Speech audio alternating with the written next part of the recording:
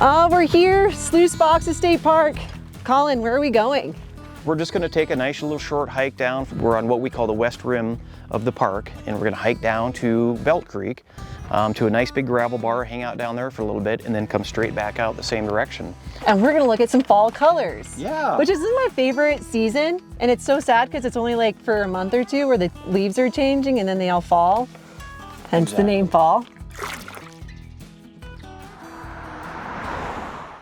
We got a lot of poison ivy down here. Poison ivy? Yeah, a little bit up on that rock there. There's some good poison ivy down here next to the trail. Oh, really? You know what they say? 3 leaves, let it be, right? The two different routes you can take, and this is the cliff face route. They both trails end up in the same location, but I always remind people if they've never been here before and they ask, well, which trail should we take? I said, well, you can take the cliff face trail.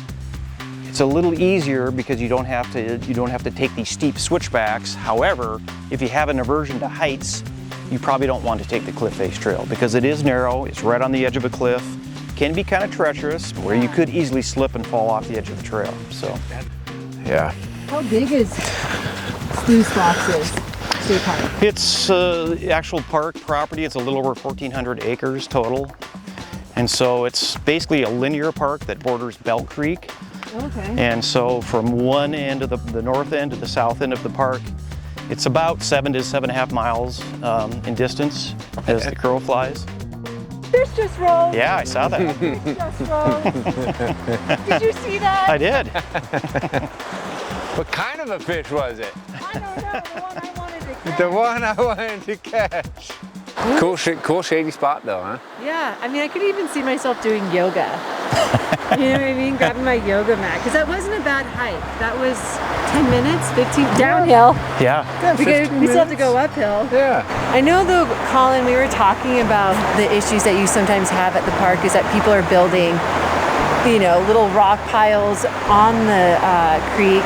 There are 7 principles of leave no trace, and one of them is kind of leave what you find, but it's leave no trace is just right in the name. When you're recreating on public lands, you know, the message is always to try to leave it better than you found it. You know, people feel like they have to build a rock dam, especially when the temperature gets hot and the creek gets a little low, and they may not want to hike too far. But what it does is, first of all, it's disturbing the natural setting. It's what we would call property disturbance, which is one of our regulations. And so as time goes on, it can actually have a negative ecological effect, especially in the fisheries. You guys have a beautiful backyard. It's a cool place. Well, Go hoof it on back on out of here. start using the quad. Start using the quads. Nice.